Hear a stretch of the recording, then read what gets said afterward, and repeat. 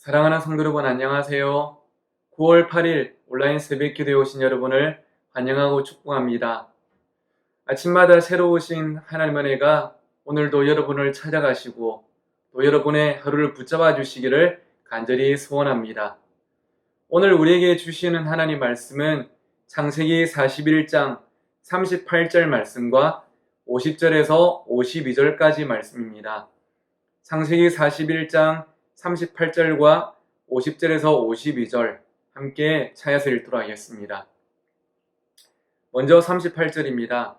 바로가 그의 신하들에게 이르되 이와 같이 하나님의 영에 감동된 사람을 우리가 어찌 찾을 수 있으리요 하고 50절에서 52절도 함께 읽겠습니다. 흉년이 들기 전에 요셉에게 두 아들이 나되 곧 온의 제사장 보디베라의 딸 아스낫이 그에게서 낳은지라. 요셉이 그의 장남의 이름을 므낫세라 하였으니 하나님이 내게 내 모든 고난과 내 아버지의 온 지비를 잊어버리게 하셨다미요. 차남의 이름을 에브라임이라 하였으니 하나님이 나를 내가 수고한 땅에서 번성하게 하셨다 함이었더라. 아멘. 오늘 이 시간은 하나님의 영에 감동된 자라는 제목으로 함께 말씀을 나누도록 하겠습니다. 우리가 흔히 인생 역전이란 말을 종종 사용하죠. 우리가 며칠째 살펴보고 있는 요셉의 삶이 어쩌면 인생 역전 아니겠습니까? 요셉은 바로의 꿈을 해석함을 통해서 그 신분이 수직 상승하게 됩니다. 어느 정도로 상승했을까요? 그는 원래는 애국 사람에게는 그냥 한 명의 이방인인 히브리의 노예였죠. 당시의 노예는 인권이란 걸 절대 보장받을 수가 없는 소유물 중 하나였습니다. 그냥 살 수도 있고 버릴 수도 있는 존재였죠. 그 정도가 아니라 이 요셉은 감옥까지 가서 젊을 때 인생에 빨간 줄이 꺼여버린 그런 안타까운 삶이었습니다. 그런데 바로의 꿈을 해석한 뒤에 그의 신분이 어떻게 변했습니까? 오늘 읽진 않았지만 40절부터 42절에 보니까 이 바로가 요셉에게 어떤 권세를 줬는지를 소개하고 있는데요. 40절에 보니까 너는 내 집을 다스리라. 내 백성이 다 내 명령에 복종하리니 내가 너보다 높은 것은 내 왕자뿐이니라. 다시 말하면 요셉아, 이제 이 나라에서 너보다 높은 사람은 왕이 나밖에 없다. 그렇게 이야기를 한 것이죠. 그리고 41절에는 내가 너를 애굽 온 땅에 총리가 되게 하노라. 애굽의 총리로 공식 임명을 한 것입니다. 42절에는 자기의 인장 반지를 빼어 요셉의 손에 끼우고 그에게 세마포 옷을 입히고 금사슬을 목에 걸고 그에게 이 권위를 상징하는 모든 것들을 다 준 것이죠. 특별히 인장 반지란 것은 왕의 어떤 결제를 말하는 것입니다. 그런데 이것을 빼어줬다는 것은 이제는 요셉이 애굽에서 일어나는 모든 일에 결정을 할 수 있는 특권을 준 것이죠. 그리고 42절에 보니까 왕이 타는 수레에 요셉을 태우고 모든 사람들이 그의 앞에 엎드리겠습니다. 이거는 신분이 수직 상승한 정도가 아니라 인생 자체가 완전히 달라져 버린 것 아니겠습니까? 그런데 여러분, 저는 이렇게 신분이 수직 상승한 이 대목이 요셉의 인생에 있어서 제2의 시험이 아니었을까 하는 생각이 들었습니다. 아니 목사님, 왜 이게 시험이에요?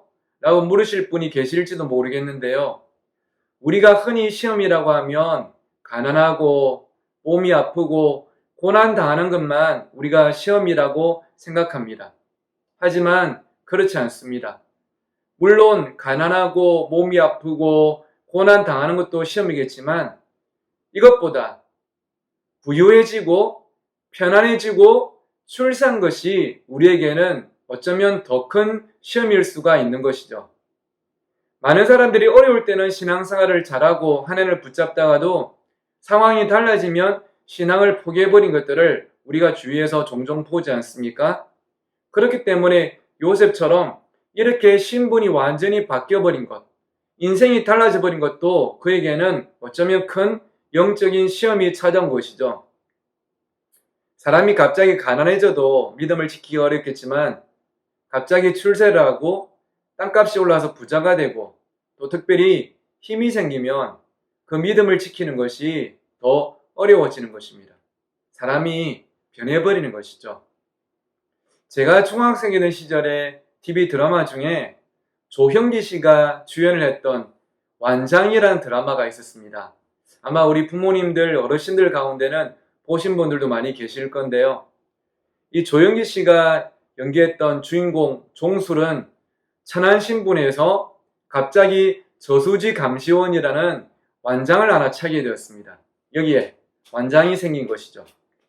그런데 천안신분이었을 때는 그렇게 착하고 성실했던 사람이 갑자기 변해버립니다.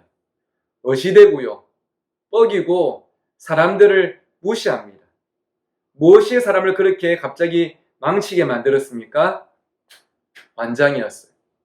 완장을 차고 있는 자기 자신을 보는 순간, 또 이 완장에 담겨있는 힘의 맛을 보는 순간 사람이 변하는 것입니다. 이처럼 사람이 갑자기 환경이 바뀌면 첫 마음을 지키고 변하지 않는다는 것이 참으로 어렵습니다.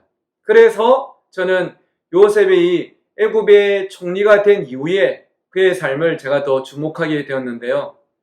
총리가 된 이후에 요셉의 삶이 어떠한지 보여주는 말씀이 오늘 우리가 함께 읽었던 51절, 52절입니다. 한 번 더 제가 읽어드리겠습니다. 요셉이 그의 장남의 이름을 므낫세라 했으니 하나님이 내게 내 모든 고난과 내 아버지의 온 집 일을 잊어버리게 하셨다며, 차남의 이름을 에브라임이라 했으니 하나님이 나를 내가 수고한 땅에서 번성하게 하셨다 함이었더라. 아멘. 요셉이 두 아들을 낳았는데 이름을 므낫세와 에브라임이라 지었죠. 사람마다 다 각자 이름이 있고 이름엔 뜻이 있습니다. 여러분도 아시는 것처럼 저희 집에는 민채라는 딸이 있는데요. 민채의 이름의 뜻은 옥돌민자의 케넬채자입니다. 옥돌이라는 것은 보석을 말하는 것이고 케네다는 뭔가를 발견하다는 뜻이 되겠죠. 민채라는 이름을 붙이면서 우리의 보배 되시는 예수 그리스도를 날마다 발견하는 삶을 살아라, 이런 의미로 민채라는 이름을 딸에게 붙여주었습니다. 그것처럼 세상 모든 사람들의 이름에는 뜻이 있는데요. 요셉은 아들을 낳고 이름을 므낫세와 에브라임이라 지었던 것이죠. 그 뜻이 무엇인가 보니까 므낫세는 하나님이 내게 내 모든 고난과 내 아버지의 온 집일을 잊어버리게 하셨다. 요셉은 살아오면서 그 아버지 집에서 또 종으로 팔려와서 얼마나 고난이 많이 있었습니까? 엄마를 경험하지 못하고 형들에게 미움을 당해서 여기까지 팔려오고 종으로 일하다가 누명을 쏘고 감옥까지 와버린 그 모든 삶들을 하나님께서 다 잊어버리게 하셨다. 이걸 잊어버릴 수 있는 마음의 힘과 위로와 은혜를 주셨다는 것이죠. 그 믿음을 담아서 므낫세라고 이름을 지었고요. 에브라임, 이 에브라임의 뜻은 하나님이 나를 내가 수고한 땅에서 번성하게 하셨다. 다시 말하면 이 애굽 땅에서 내가 총리가 되고 잘된 것이 나의 힘이 아니라 바로 하나님께서 나와 함께 하신 결과이다. 하나님의 은혜이다. 그렇게 고백하고 있는 것이죠. 여전히 하나님을 잊지 않고 나의 삶은 하나님의 섭리 안에 있음을 고백하며 또 하나님의 은혜를 감사하고 있는 것이죠. 이때가 요셉이 애굽의 총리가 된 후에 6년에서 7년의 시간이 지났을 때였습니다. 6년, 7년이면 사람이 변해도 한참 변할 수 있는 충분한 시간 아니겠습니까? 그런데 요셉은 그 하나님에 대한 첫 마음을 잃지 않고 지금까지 걸어왔음을 볼 수 있는 것이죠. 사람이 살면서 가장 어려운 것 중 하나가 초심을 지키는 게 아닌가 생각이 됩니다. 학교에 입학하든지 직장에 입사하든지 결혼을 하든지 목사가 되든지 직분을 받든지 이 모든 삶의 일에서 처음에는 다들 성실하고 신실하지만 시간이 갈수록 달라지고 변질되기 쉬운 것이 우리 인간이죠. 그래서 이 초심을 잃을 만한 제2의 위기가 찾아왔을 때에 오히려 요셉처럼 하나님의 은혜를 기억하며 변치 않는 것이 바로 그 사람의 진정한 힘이라고 할 수 있겠죠. 사랑하는 우리 울산 신정교회 성도 여러분, 저는 제가 그리고 여러분이 이런 요셉과 같은 믿음의 삶이 되기를 간절히 축복합니다. 힘들 때 하나님이 도와주신 것도 은혜고 감사하지만 하지만 우리가 하나님의 은혜로 감사하기도 잘 되었을 때 그때도 우리는 변치 않고 하나님을 사랑하고 하나님을 신뢰하며 하나님의 은혜 가운데 하나님만 바라보고 살아가는 우리 모두가 되었으면 좋겠습니다. 마지막으로 38절 말씀을 잠깐 묵상하고 말씀을 맺고자 합니다. 바로가 그의 신하들에게 이르되 이와 같이 하나님의 영에 감동된 사람을 우리가 어찌 찾을 수 있으리요 하고. 바로는요, 애굽의 왕입니다. 애굽은 당시에 하나님을 믿지 않고 다른 신들을 섬기고 있는 나라였죠. 그 나라의 왕이 바로였습니다. 그런데 이 바로가 요셉을 보고 무엇이라고 고백합니까? 하나님의 영에 감동된 자다. 하나님께서 이 요셉과 함께 있는 것 같다. 원어상의 의미도 하나님의 영에 감동된 사람이란 뜻은 하나님의 영이 그와 함께 하시는 사람이란 뜻입니다.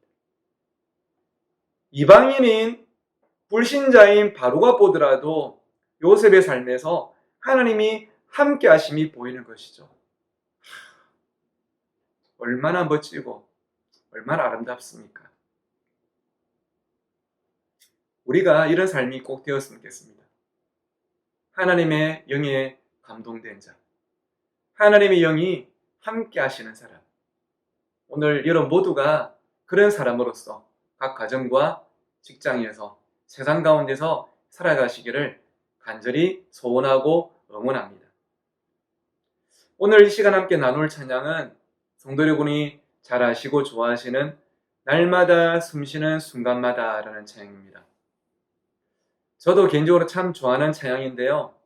1절, 2절 가사도 참 좋지만 오늘 말씀을 묵상하면서 저는 이 찬양의 3절 가사가 생각이 났습니다. 인생의 어려운 순간마다 주의 약속 생각해보네. 주님 속에 믿음 잃지 않고 말씀 속에 위로를 얻네. 주님의 도우심 바라보며 모든 어려움 이기도다. 흘러가는 순간순간마다 주의 약속 새겨봅니다.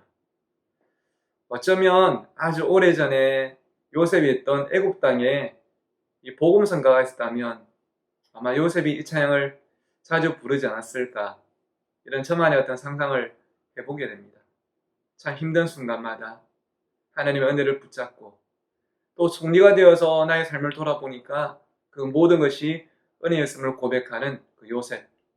오늘 우리가 바로 그런 삶을 살아가고요.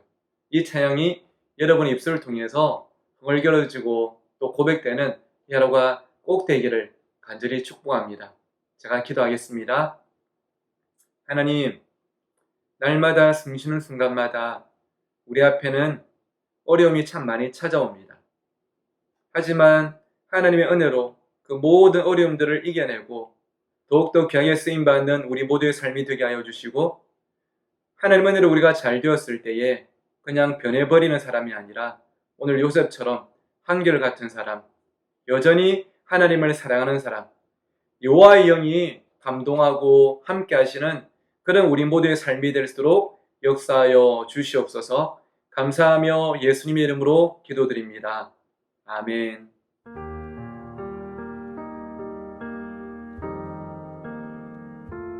날마다 숨쉬는 순간마다 내 앞에 어려운 일 보내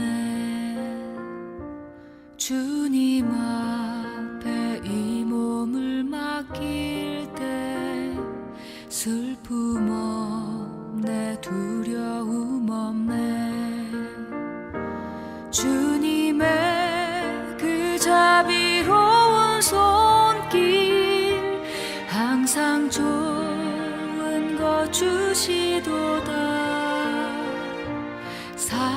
성스레 아픔과 기쁨을 수고와 평화와 안식을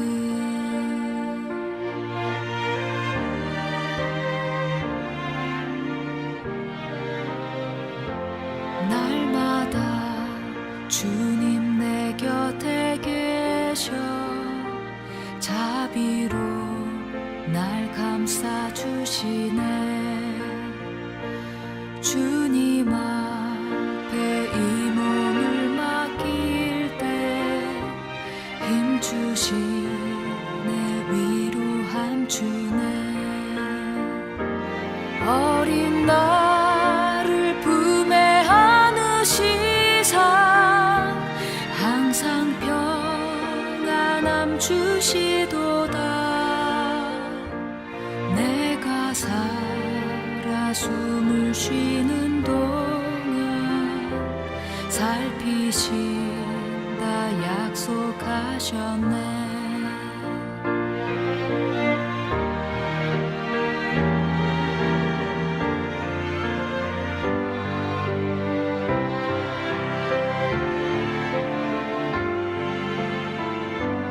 인생의 어려운 순간마다 주의 약속 생각해보네 내 맘속에 믿음 잃지 않고 말씀 속에 위로를 얻네 주님의 도우심 바라보며 모든 어려움 이기도다 흘러가는 순간순간마다 주님 약속 새겨봅니다 주님 약속 새겨봅니다